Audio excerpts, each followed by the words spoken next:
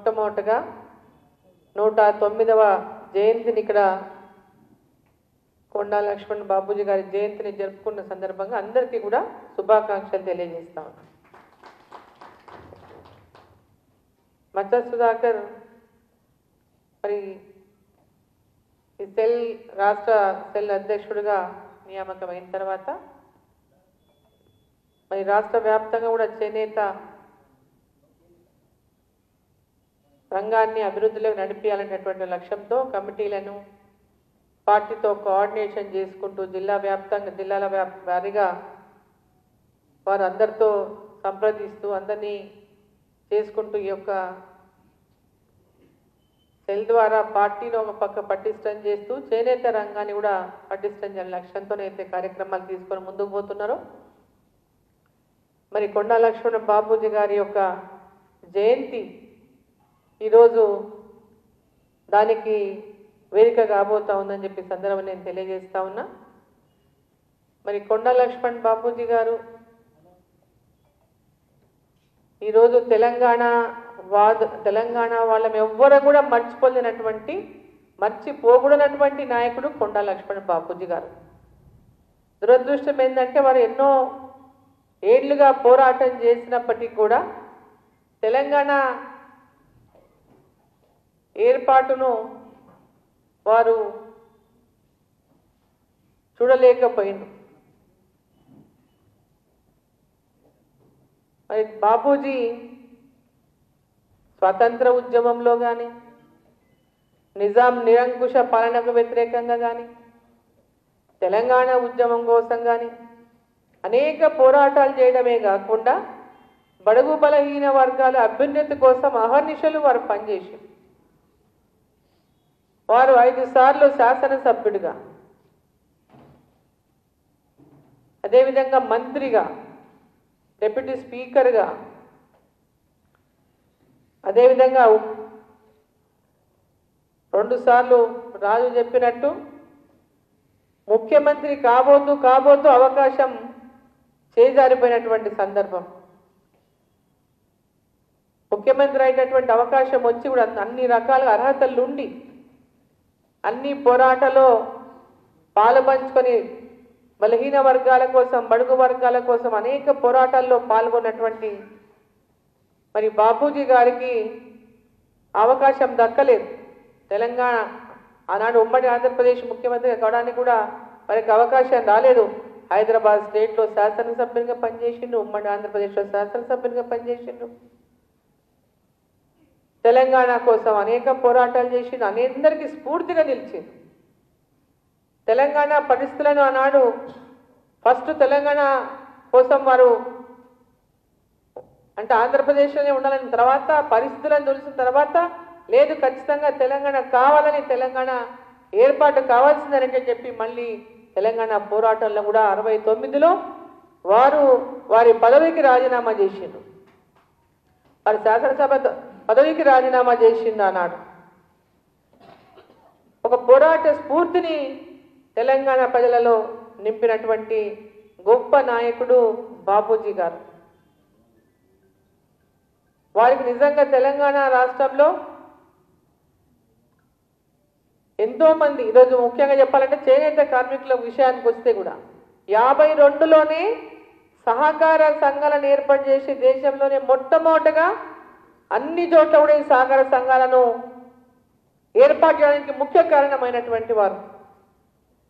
అప్పటివరకు సహకార సంఘాల గురించి ఎవరు మాట్లాడేది, వారే ఈ యొక్క సహకార సంఘాలను ఏర్పాటు చేయడము దాన్ని అందరికీ కూడా స్ఫూర్తిగా నిలిచినటువంటివి. ఇప్పుడు చేనేత సహకార సంఘాలు ఎక్కడెక్కడైతే చేనేత పెద్ద ఎత్తున ఇప్పుడు గద్వాల కావచ్చు, నారాయణపేట కావచ్చు, పోచంపల్లి కావచ్చు, మరి చేనేత సహకార సంఘాలను అన్నింటినీ కూడా ఆనాడు హైకో అని ప్రారంభించినట్టున్నారు వాళ్ళ సొసైటీని.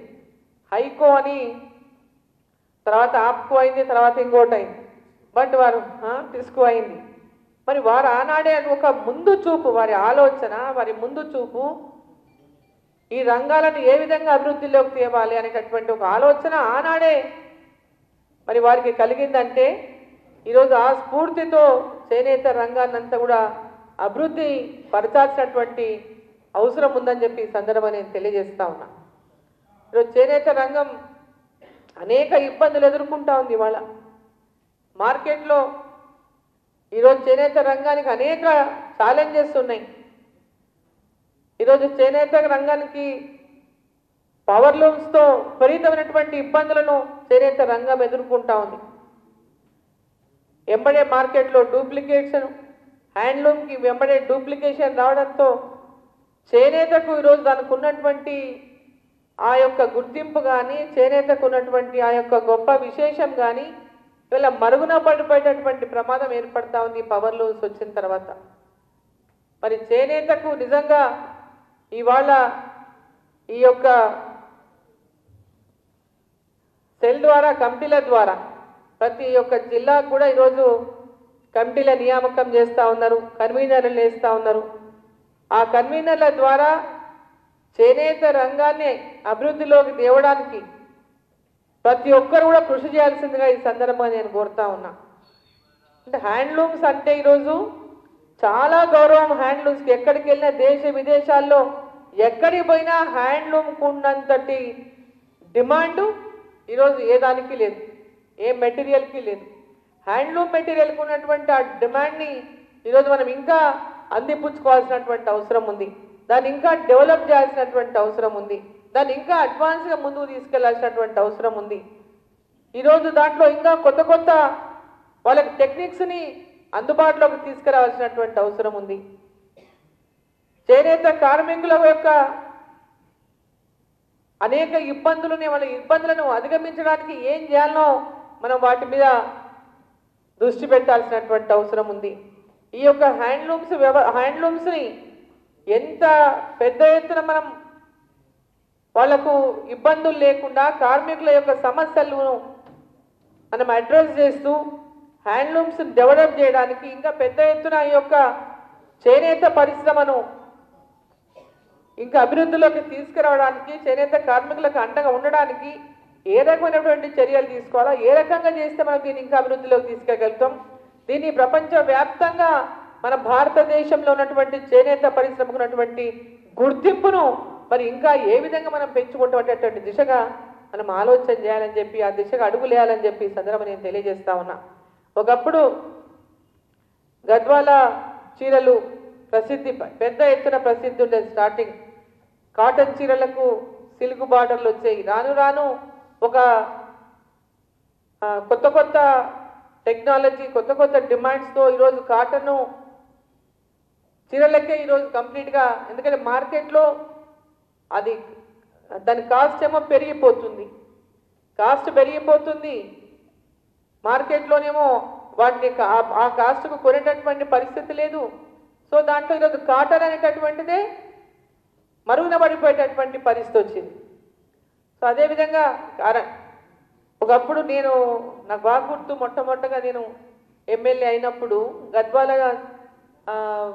చీరల పరిస్థితి చాలా అధ్వాన్నంగా ఉండే. ఆనాటి వాళ్ళ యొక్క లేబర్ కానీ, కూలీలు కానీ, చేనేత కార్మికుల కూలీ విషయంలోనే కానీ, అంటే డిమాండే కానీ, వాళ్ళు ఏదైతే ప్రైజ్ని కార్మికులు నియమించుకుంటారో చీరల కాస్ట్, ఆ చీరల ధరకు కొనడంలో కానీ, సొసైటీలో కానీ వాళ్ళకి సహకారం, అన్ని రకాల అనేక ఇబ్బందులు ఎదుర్కొన్న చేనేత పరిశ్రమ. ఆ తర్వాత అక్కడ లోకల్గా నేను శాసనసభ్యురాలుగా గద్వాల చీరల యొక్క నైపుణ్యాన్ని ఇంకా పెంచుకోవడానికి వాళ్ళకి అన్ని రకాలుగా ఉండి వీవర్స్ అంతా పిలిచి మీటింగ్లు పెట్టి వాళ్ళందరితో ఎప్పటికప్పుడు కోఆర్డినేషన్ చేసి ఏ విధంగా మనము ఈ యొక్క చేనేత రంగాన్ని కాపాడుకోవాలి, దీన్ని ఇంకా ఏ విధంగా ముందుకు తీసుకెళ్ళేటువంటి విధంగా అన్ని రకాలుగా లోకల్గా ఉన్నటువంటి వీవర్స్తో పిలిచి మాట్లాడి దాన్ని ముందుకు తీసుకునేటటువంటి ప్రయత్నం చేసినాం. ఈరోజు మళ్ళీ పెద్ద ఎత్తున గద్వాల మార్కెట్ రివైవ్ అయిపోయింది. రోజు 100 కార్లు వస్తాయి గద్వాలకి, రోజు 100 కార్లు గద్వాలకు వస్తాయి. హైదరాబాద్ నుంచి ఎక్కడెక్కడ నుంచి వచ్చి గద్వాల పోయి ఈరోజు చీరలు తీసుకునేటటువంటి పరిస్థితి. ఆ విధంగా ఇప్పుడు నారాయణపేట చీరలే కానీ, ఈరోజు రాజోలి అదంతా కూడా గద్వాల చీరలు నేస్తారు, అమర్చింతలు నేస్తారు, సీసుకుంటలు నేస్తారు. ఇవన్నీ కూడా మహబూబ్ నగర్ జిల్లాకు వస్తేనే పెద్ద ఎత్తున హ్యాండ్లూమ్ వ్యవస్థ ఉన్నది. కాబట్టి దీన్ని ఇంకా మనం రాష్ట్ర వ్యాప్తంగా ఉన్నటువంటి ఈ చేనేతను మనం ఏ విధంగా ప్రోత్సహించాలి, దానికి తగినటువంటి విధంగా ఏ విధంగా ఆ కార్మికులకు కూడా మనం అండగా నిలబడాలి, వాళ్ళ ఉపాధిని ఏ విధంగా పెంచాలి, వాళ్ళకు గిట్టుబాటు అయ్యేటటువంటి విధంగా దీంట్లో ఏ విధంగా ముందుకు తీసుకెళ్ళాలి. పెద్ద కాంపిటీషన్ ఈరోజు హ్యాండ్లూమ్లల్లో చాలా పెద్ద కాంపిటీషన్ ఫేస్ చేస్తున్నాం. పెద్ద కాంపిటీషన్ ఇవాళ గద్వా మన దగ్గర నేసే చీరలన్నీ కూడా కంచి, ధర్మవరం అవన్నీ కూడా మన చీరలే ఉంటాయి. కానీ కంచి, ధర్మవరం అని పేరు పెట్టుకుంటారు. కంచి, ధర్మవరం చీరలనే అమ్ముతారు వాటిని. మన వాళ్ళు షాపులలో తెలియదు, ఎవరు ఏ చీర చెప్తే ఆ చీరలు కొనుక్కొచ్చుకుంటారు. అవి తయారయ్యేది ఇక్కడే, కానీ వాటికేమో కంచి, ధర్మవరం. అంటే ఈరోజు హ్యాండ్లూమ్ అనేది పెద్ద ఎత్తున విస్తరిస్తున్నటువంటి నేపథ్యంలో, డిమాండ్ పెరుగుతున్నటువంటి నేపథ్యంలో మనం కూడా మన ప్రాంతం తెలంగాణకు ప్రత్యేక గుర్తింపు ఉండేటటువంటి విధంగా హ్యాండ్లూమ్స్లో ఈరోజు పోచంపల్లికి ఒక గొప్ప గుర్తింపు వచ్చింది. ఎక్కడ పోయినా దీన్ని ఇక్కతైనటువంటి దీంట్లో ఈరోజు ఈ వ్యవస్థ, ఈ నేతకు దీనికి పెద్ద ఎత్తున డిమాండ్ ఉన్నది. మనం ఎవరు వచ్చినా మనం ఈ పోచంపల్లి ఎక్కడుంది అనేటటువంటి విధంగా అడిగిపోయేటటువంటి పరిస్థితి మనం చూస్తున్నాం. సో మన కళ, మన ఆర్ట్, మన కళని, మన చేనేత కళను మనం పునరుద్ధరించుకొని దాన్ని ఇంకా పైకి పెంచుకొని అదొక భారతదేశంలోనే ఒక ప్రత్యేక గుర్తింపు తెలంగాణలో ఉన్నటువంటి చేనేతకు వచ్చినటువంటి విధంగా మరి అందరూ కూడా ఇక్కడ ఉన్నటువంటి పెద్దలందరూ కూడా మరి కొండా లక్ష్మణ్ బాబూజీ గారు ఏదైతే ఆశించిందో, ఏ స్ఫూర్తితోన మనం ఈరోజు ఇవన్నీ కార్యక్రమాలు చేసుకొని ముందు పోవాలని అనుకుంటున్నామో, మరి ఒక చేనేత కుటుంబానికి చెందినటువంటి బాబూజీ యొక్క స్ఫూర్తిని నింపుతూ ఈ చేనేత కళను ప్రపంచవ్యాప్తంగా కూడా గుర్తింపు వచ్చేటటువంటి విధంగా తెలంగాణకు వారి స్ఫూర్తిగా ముందుకెళ్లాలని చెప్పి సందర్భంగా అందరినీ కూడా కోరుకుంటూ, మరి ఈరోజు ఈ కార్యక్రమంలో భాగంగా జిల్లా కన్వీనర్లను కూడా మరి నియామకం జరుగుతూ ఉంది. మరి ఆ జిల్లా కన్వీనర్ల నియామకాన్ని వెంబడి వాళ్ళ కమిటీలు కూడా తయారు చేసుకొని జిల్లా వ్యాప్తంగా ఆయా జిల్లాల్లో మరి చేనేత వర్గానికి సంబంధించి అటువంటి సమస్యలు కానీ, వాటి పరిష్కారం కానీ, వారి అభివృద్ధి కోసం కానీ ఏ రకాలుగా మనం చేయగలుగుతామో దాని మీద దృష్టి పెట్టి రాష్ట్ర ప్రభుత్వం పైన ఈ క్లస్టర్స్ విషయంలో కానీ, అదేవిధంగా వాళ్లకు పెద్ద ఎత్తున సబ్సిడీస్ విషయంలోనే కానీ, వీటన్నిటి విషయంలో కూడా కేంద్ర ప్రభుత్వం ద్వారా అందిస్తున్నటువంటి ఆ క్లస్టర్ కార్యక్రమాలు ఇంకా ఎక్కడెక్కడ అవసరం ఉంది, ఏ విధంగా చేసుకోవచ్చు, మనం ఏ విధంగా మనం కేంద్ర ప్రభుత్వం నుంచి పథకాలు దీంట్లో మనకు లబ్ధి పొందడానికి అవకాశం ఉన్నాయి, వాటి ద్వారా మ్యాక్సిమం మనం తీసుకొచ్చుకునేటటువంటి విధంగా వాటిని శాంక్షన్ చేయించుకొని మరి ఆయా జిల్లాలో వాటిని ఇంప్లిమెంట్ చేసే విధంగా కూడా మరి పూర్తిగా మరి కలిసి పనిచేసి ముందుకు తీసుకెళ్దామని చెప్పి సందర్భంగా తెలియజేసుకుంటూ, మరి ఇక్కడికి చేసినటువంటి నూతనంగా కన్వీనర్లుగా నియామకమైనటువంటి ప్రతి ఒక్కరికి కూడా అభినందనలను తెలియజేస్తూ, నూతన కన్వీనర్కి, ఆ కమిటీలకు, జిల్లాల ద్వారా కమిటీలకు అందరికీ అభినందనలను తెలియజేస్తూ, మరి బాపూజీ గారి యొక్క ఆశయ సాధన కోసం ప్రతి ఒక్కరు మీ యొక్క సమయాన్ని ఇచ్చి కృషి చేస్తారని చెప్పి ఆశిస్తూ అందరికీ ధన్యవాదాలు. భారత్ మాతాకి.